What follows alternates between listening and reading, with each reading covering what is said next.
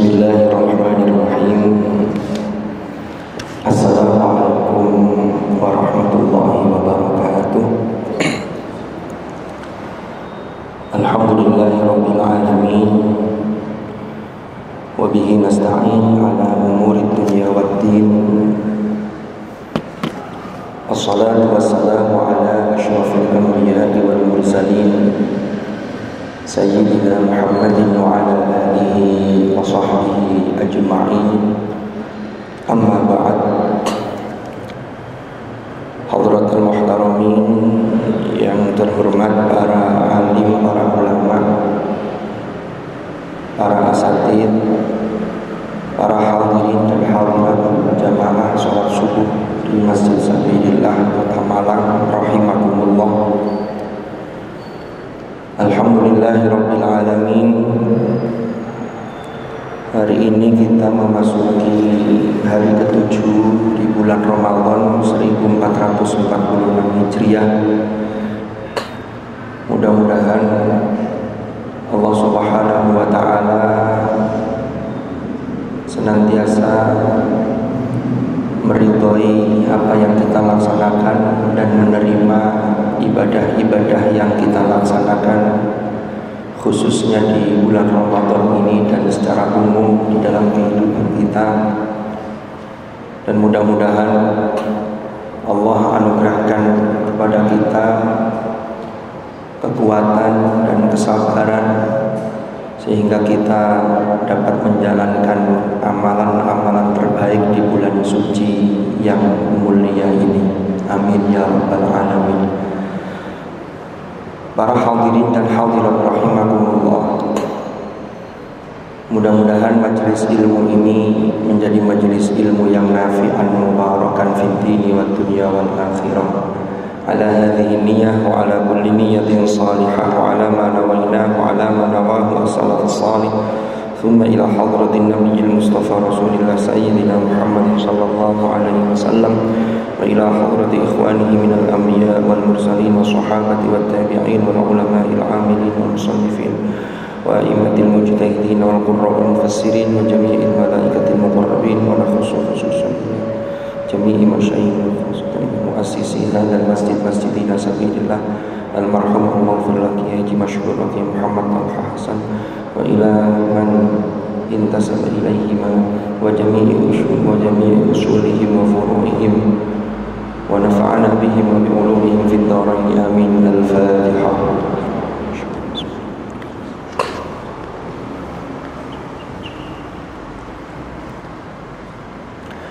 Para hadirin dan hadirat rahimakumullah,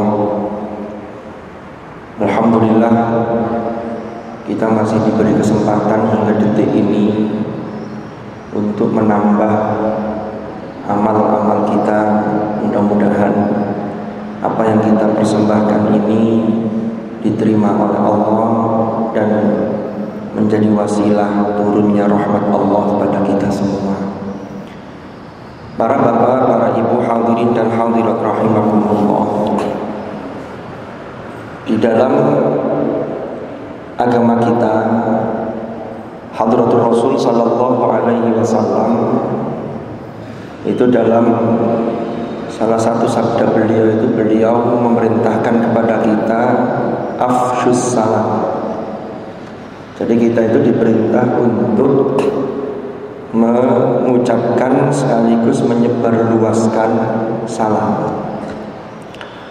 Kalau dalam konteks salam yang kita kenal, itu memang kita ini diperintahkan, disunnahkan untuk mengucapkan salam, yaitu assalamualaikum warahmatullahi wabarakatuh. Itu kalau lengkap. Makanya ketika ada orang yang salam kepada kita, maka jawabnya itu adalah wajib.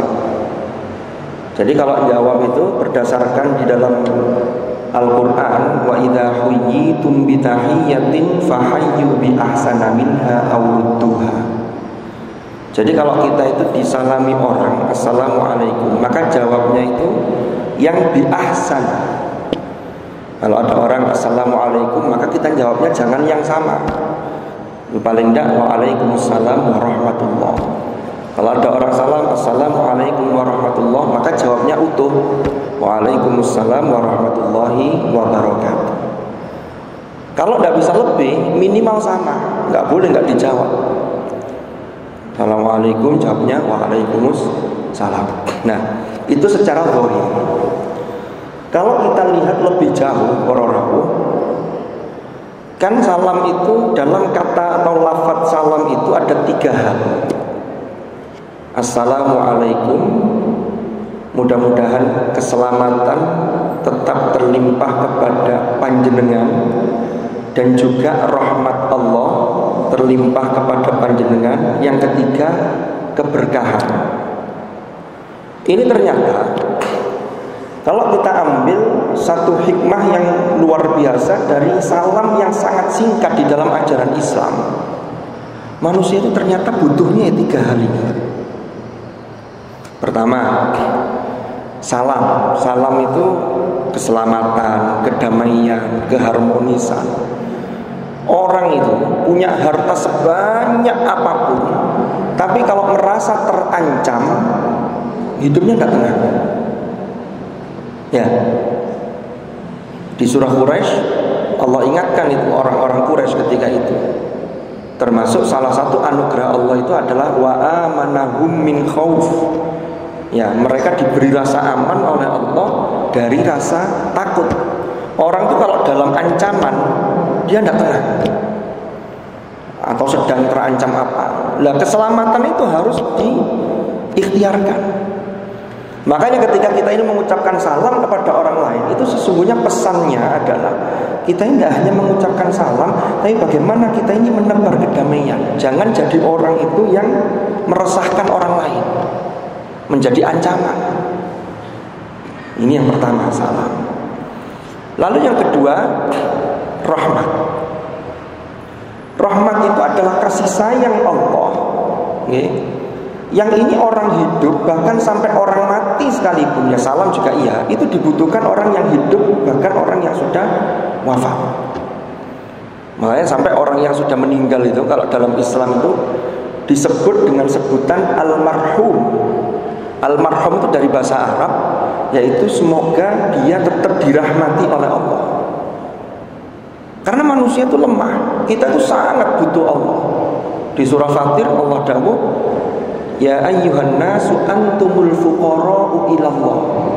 Wahai sekalian manusia, kalian semua itu adalah orang-orang yang sangat membutuhkan, fuqara' ilallah. Termasuk kita butuh rahmat Allah. Amal yang kita lakukan, amaliyah yang kita lakukan itu sesungguhnya adalah untuk mendownload rahmat Allah.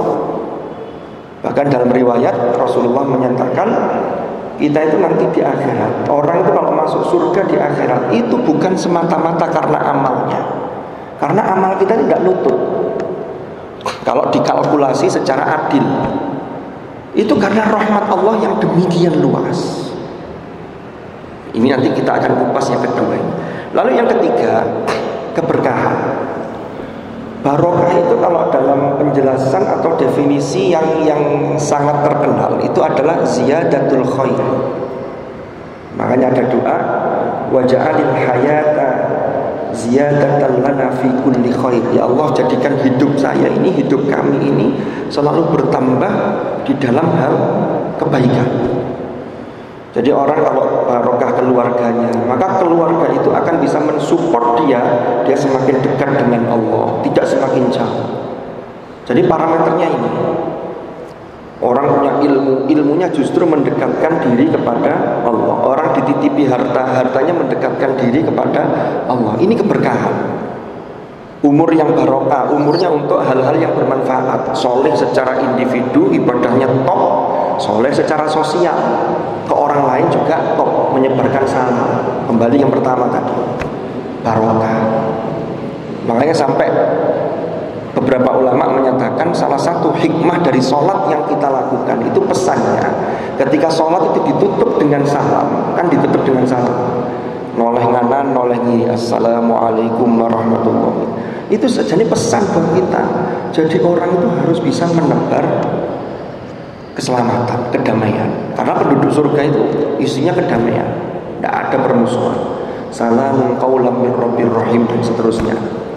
Nah, sekarang kita mencoba untuk menggali lebih jauh terkait dengan rahmat Allah Subhanahu wa taala yang sangat luas dimensinya. Para hadirin dan hadirat rahimakumullah. Di dalam surah Al-A'raf ayat 157, okay.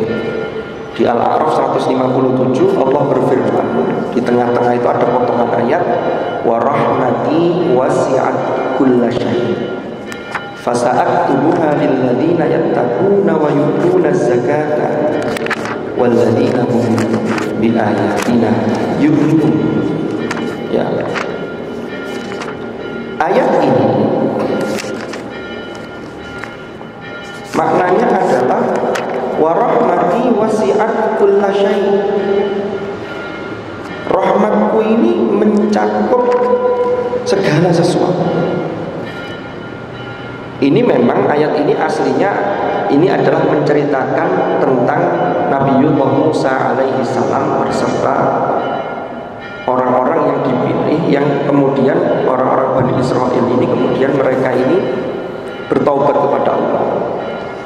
Ya. Tetapi yang perlu kita garis bawahi itu adalah wa rahmati wasi'at kulla syai' fasa'aktubuha lilladzina yattaquna wa yu'tuna az-zakata walladzina hum bi ayatina yu'minun. Nah, ini apa artinya?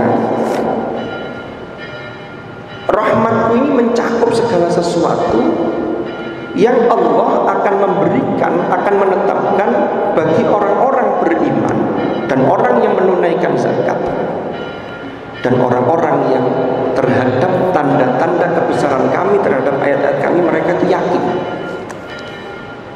Berarti ini pesannya, ya, kalau kita ingin mendownload rahmat Allah, ini kita lakukan.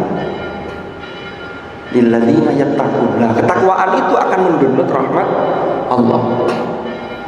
Makanya dalam Ali Imran juga ada ayat wasari'u ila maghfiratin mir rabbikum wa jannatin 'arduha as-samawati wal ardu u'iddat lil muttaqin. Bersegeralah untuk menuju hal-hal yang itu menyebabkan turunnya ampunan Allah. Allah menurunkan ampunan, itu Allah menurunkan rahmatnya. Karena levelnya kan ngeten orang-orang. Kita itu sangat lemah sehingga kita butuh rahmat Allah. Panjenengan kalau tahlilan itu kan baca rangkaian surah Al-Baqarah termasuk yang terakhir-terakhir itu. Kita baca wa'fu anna waghfir lana warhamna. Itu ada 3 level.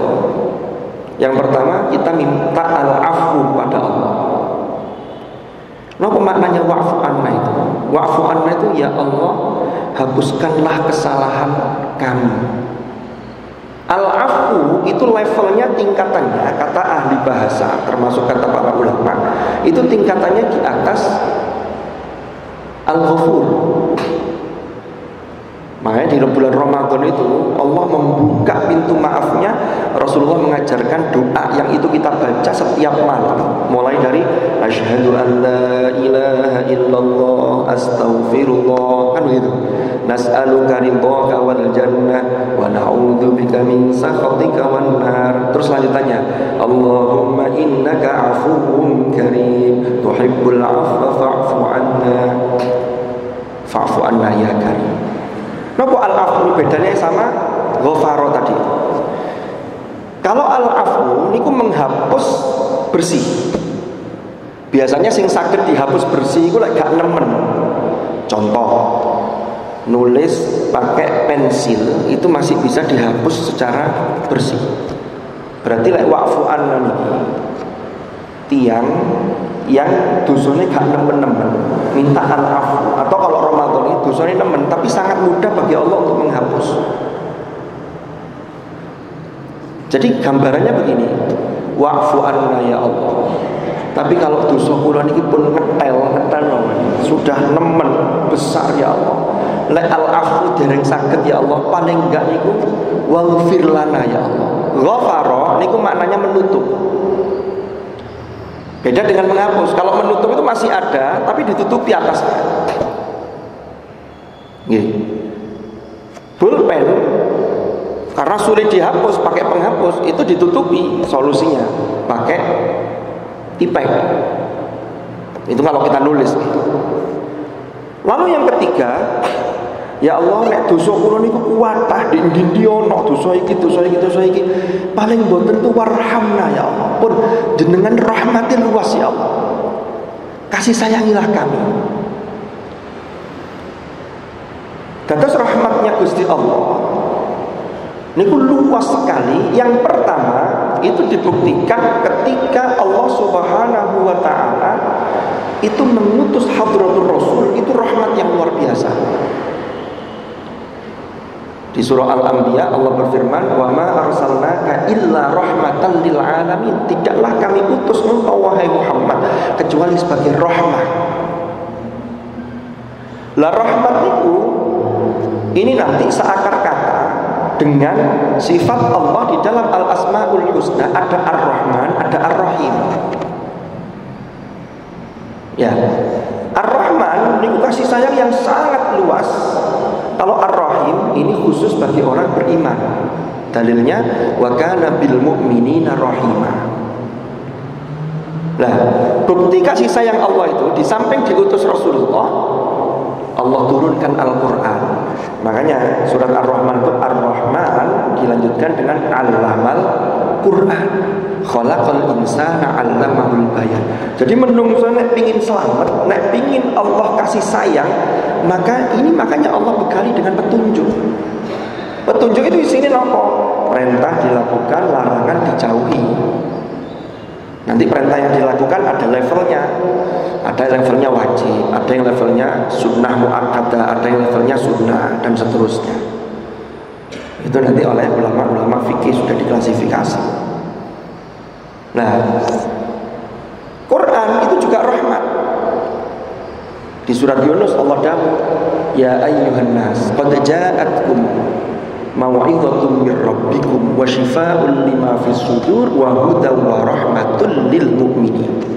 Jadi ini rahmat bagi orang beriman.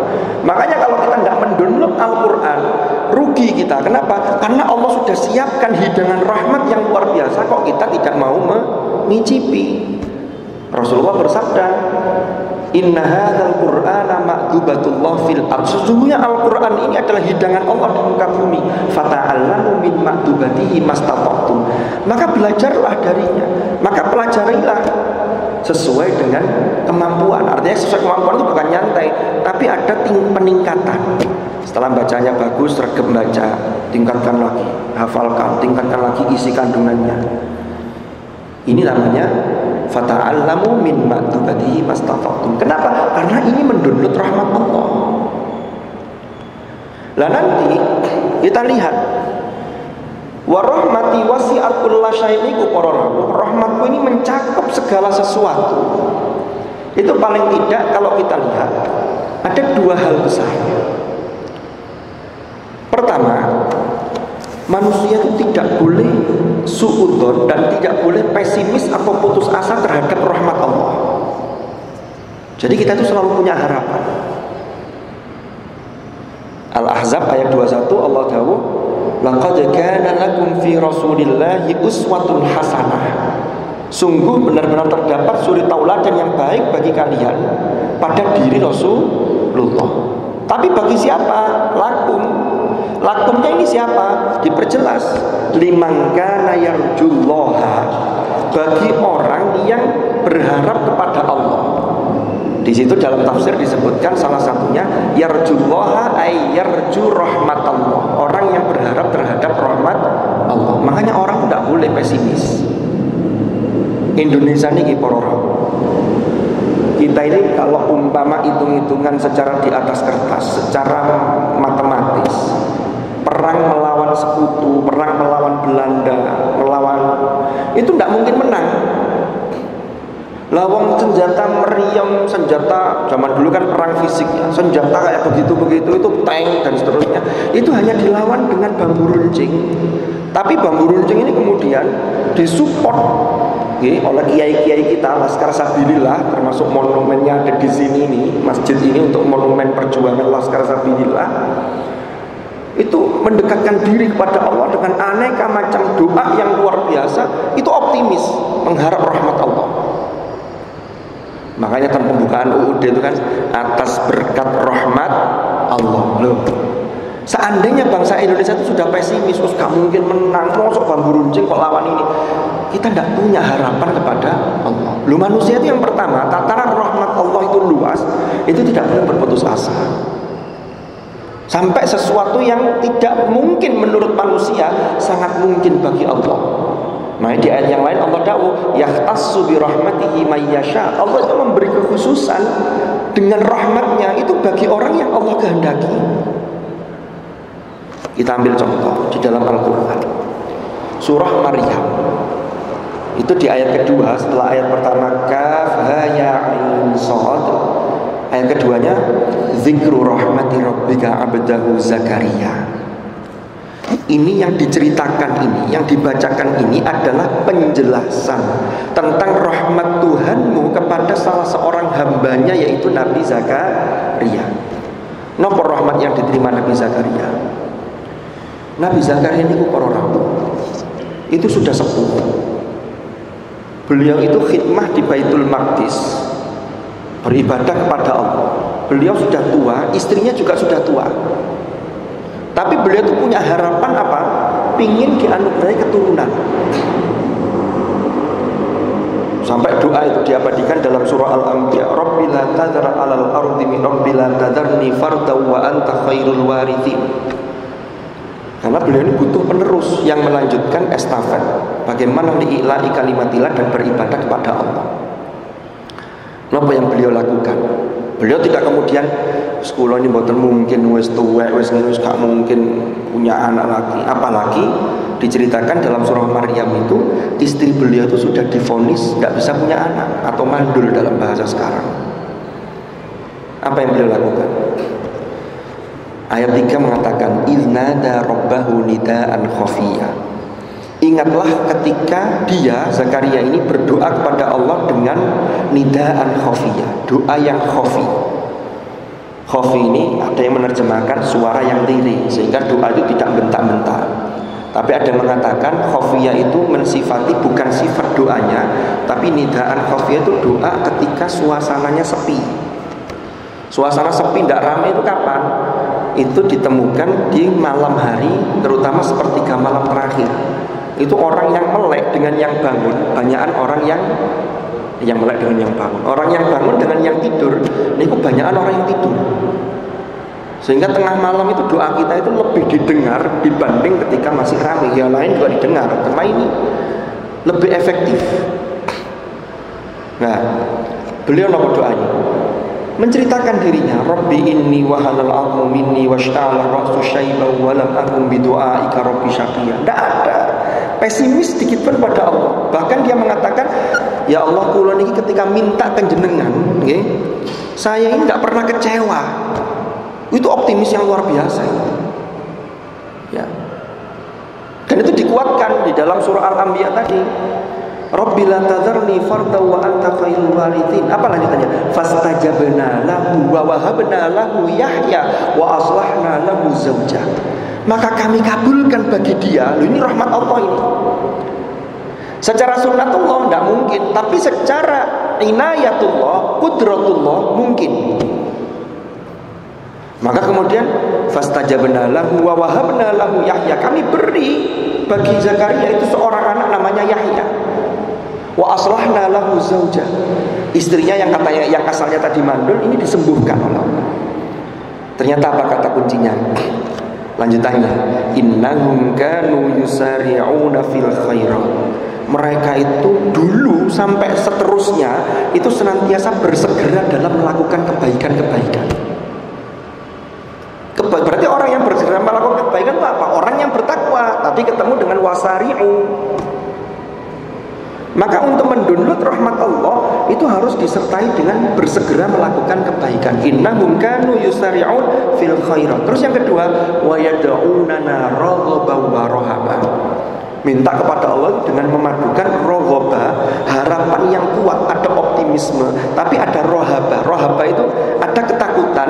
Kenapa? Karena manusia itu tidak boleh terlalu pede dengan amalnya. Ketakutan itu untuk balance agar seimbang, bahwa bukan suudzon pada Allah doa yang tertolak, enggak, tapi untuk memperbaiki diri kita. Wa kanu lana khashiin. Penutup ayatnya begitu. Dan mereka itu kepada kami, kata Allah, itu orang-orang yang khusyuk. Jadi serius mintanya. Ini rahmat yang bentuk yang pertama. Ini adalah optimis dan tidak pesimis, serta tidak putus asa terhadap harapan kepada Allah. Makanya tadi liman kana yarjullaha wal yaumal akhir.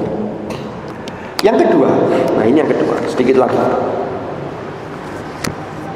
Yang kedua niku adalah rahmat kepada Allah. Itu kita tidak boleh putus asa. Kalau ada orang yang melakukan dosa, ya, kemudian dia mengatakan begini, dosaku sangat banyak, gak mungkin diampuni, itu tidak boleh.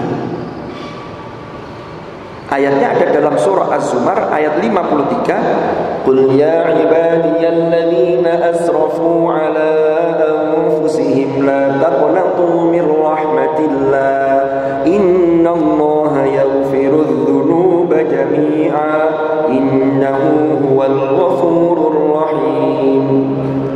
Yang terjemahannya adalah katakanlah wahai Muhammad.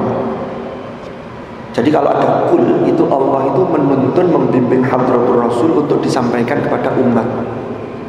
Ya ibadiyalladzina asrafu, wahai hamba-hambaku yang melampaui batas. Melampaui batas itu nemen, dileno, dilarang malah dilakoni, diperintah tidak dilaksanakan. Itu namanya orang yang zalim, zalimul li nafsi. Makanya ya ibadiyalladzina asrafu ala anfusihim. Lanjutannya kan ala anfusihim. Ini melampaui batas terhadap dirinya sendiri, zalimul li nafsi. Lanjutannya apa? La taqnatu mir rahmatillah. Janganlah kalian berputus asa dari rahmat Allah. Sesungguhnya Allah mengampuni dosa semuanya. Sesungguhnya Dia Maha Pengampun lagi Maha Penyayang. Niki tafsir Ibnu Katsir, tafsir Al-Qur'anil Azim. Imam Ibnu Katsir niku mengutip hadis sahih di dalam Bukhari dan Muslim. Jadi katakan begini, wa fi sahihaini an Abi Sa'id, diriwayatkan dari sahabat Abi Sa'id Al-Khudri. Rasulullah itu pernah menceritakan dulu zaman Bani Israil. Di sini haditsul ladzi qatala tis'an wa tis'ina nafsan thumma nadima wa sa'ala 'abidan min 'ubadi Bani Israil. Jadi dulu Rasulullah cerita ke para sahabat. Dulu ini ada di zaman Bani Israel itu orang dia ini adalah seorang yang pelaku kriminal, nemen, semua dosa sudah dilakukan. Bahkan dikatakan ya, dia ini sudah membunuh 99 jiwa, 99 orang. Akhirnya tsumma nadima wa sa'ala 'abidan. Kemudian dia menyesal, tiba-tiba hidayah masuk. Ada penyesalan. Urip iki sakjane tujuane kate nang ndi? Golek ana matine, mari mati iku lapo? Apakah hidup itu selesai ataukah dimintai pertanggungjawaban dan seterusnya? Kemudian dia ini tergerak hatinya untuk bertanya kepada seorang abidan min ubadi Bani Israil. Jadi ada orang ahli ibadah, kiai tapi ini yang ahli ibadah. Tanya, hal lahu min taubah? Pertanyaannya itu, apa jek mungkin bisa taubat? Saya ini sudah membunuh 99 orang. Kata orang yang ahli ibadah tadi ngomong begini, faqal lah, kamu membunuh 99 orang kata taubat kok enak men? Enggak bisa itu. Wah, mangkel dia. Wong aku iki pengin dadi wong apik. Mosok mari mateni 99 kate tobat gak iso. Kok gak jarine gak oleh. Ya sudah, akhirnya karena dia marah, faqatalahu wa akmala bihi mi'atan. Akhirnya orang yang jawab tadi itu dibunuh sekalian. Sehingga akhirnya genap berapa? 100. Berarti dia sudah membunuh 100 orang. Summa sa'ala aliman min ulama'ihim. Ini sabda Rasulullah. Rasulullah cerita. Kemudian pembunuh ini bertanya kepada aliman min ulama'ihim, orang yang alim di antara ulama-ulamanya Bani Israel ketika itu. Panjenengan pirsani redaksinya ini yang menarik ini. Pertama tanya kepada ahli ibadah, yang kedua tanya kepada ahli ilmu. Ternyata yang ahli ilmu inilah yang bisa memberi solusi. Makanya dalam Islam itu orang itu diperintahkan menuntut ilmu. Ihya Ulumuddin, Imam Ghazali itu dalam kitab Ihya-nya itu menempatkan kitabul ilm itu di bab yang pertama. Karena ilmu itu kalau benar, perolehannya benar, caranya benar, penggunaannya benar, diridhoi oleh Allah, ini mengantar orang menjadi khosyah. Mesti ibadahnya tambah api. Ya, orang ibadah tanpa ilmu bisa tertolak. Nih, ini yang menarik ini. Kemudian tanya kepada ahli ilmu ini, apa mungkin saya ini bertobat? Ternyata jawabannya itu menyenangkan, mencerahkan. Faqal wa man yahulu bainaka wa bainat taubah. Loh, lah nopo kok mboten saged?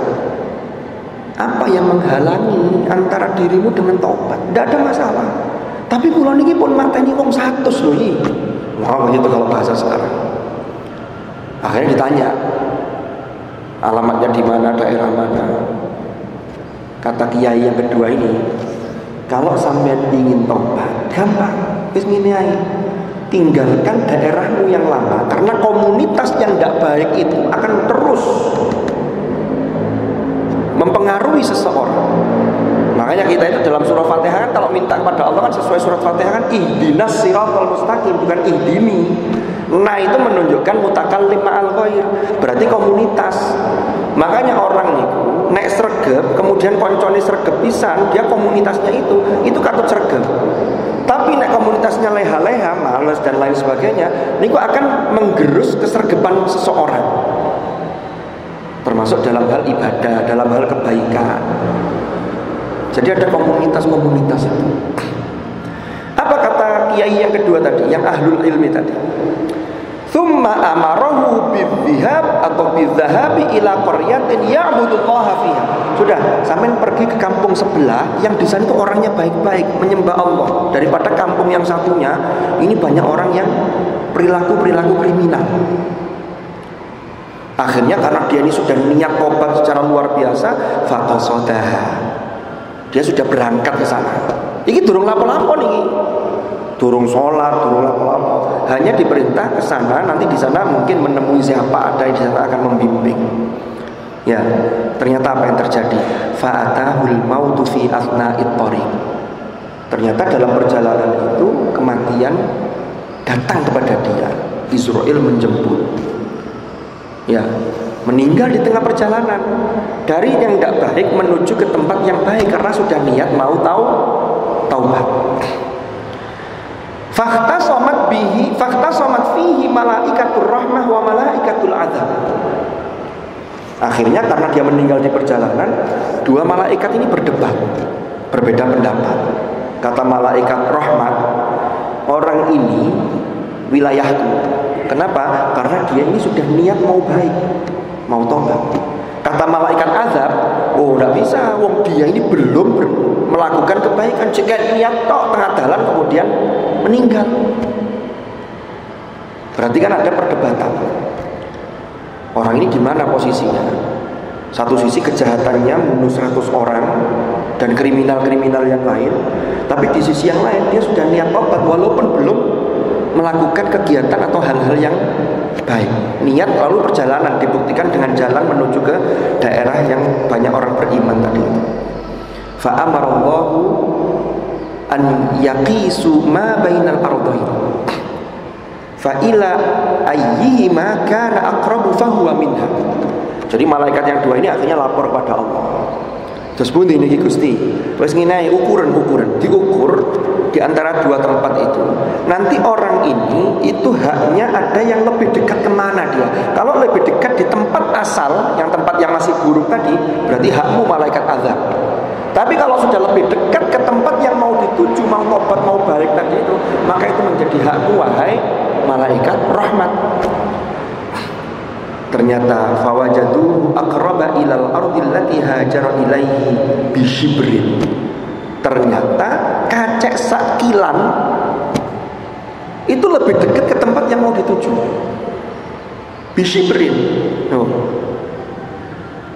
Faqabadathu malaikatur rahmah. Maka dia kemudian menjadi wilayah diambillah oleh malaikat rahmah. Ternyata ini ada informasi lanjutan, wa dzukira annahu na'a bi sadrihi indal maut wa anna Allah amara al-balda al-khaira an taqtariba wa amara tilkal balda an tataba'ada. Jadi Allah itu ternyata ketika malaikat suruh mengukur tadi itu, Allah sudah perintahkan kepada bumi atau tanah yang lebih dekat kepada kebaikan itu untuk apa ini? Mendekatkan. Itu rahmat Allah yang luar biasa nih.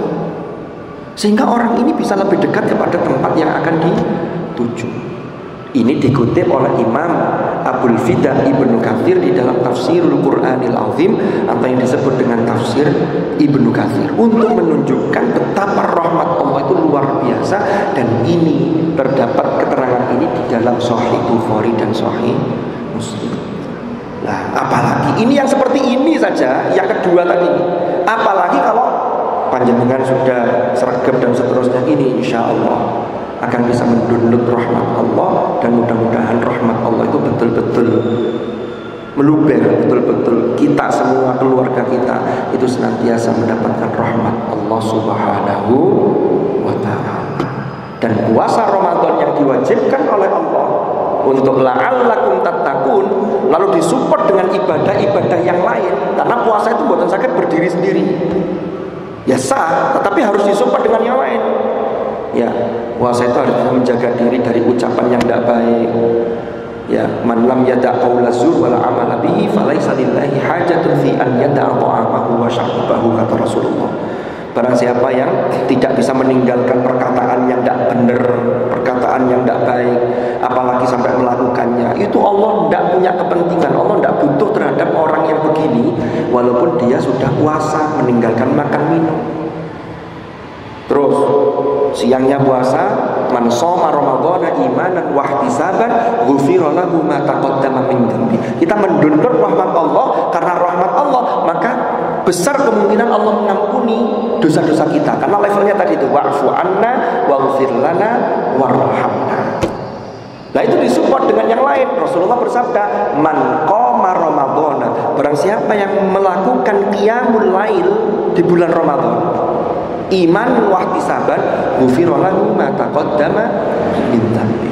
Maka dari itu mudah-mudahan kita semua di sisa hari Ramadan yang beberapa hari ya masih cukup panjang, tapi kalau kita tidak memanfaatkan dengan sebaik-baiknya, tiba-tiba Ramadan sudah selesai, maka eman, karena tidak ada satu jaminan dari siapapun dan dari manapun kalau kita akan bertemu di Ramadan tahun yang akan datang. Kita tetap berdoa, berharap mudah-mudahan ketemu Ramadan terus, tapi kan manusia itu ada limitasinya, ada batasnya. Kita tidak mungkin selamanya berada di sini, karena dunia itu adalah singgah kita untuk mencari bekal menuju ke akhirat kita yang sifatnya kekal. Mudah-mudahan manfaat, mudah-mudahan barakah. Al-Fatihah.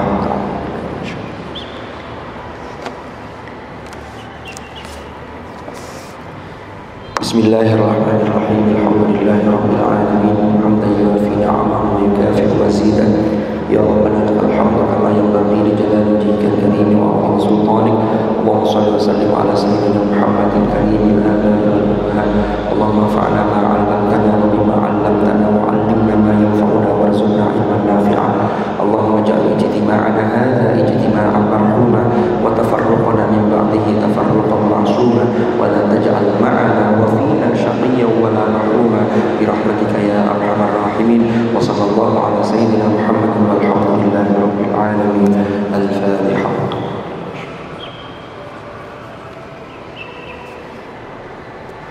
Subhanallah.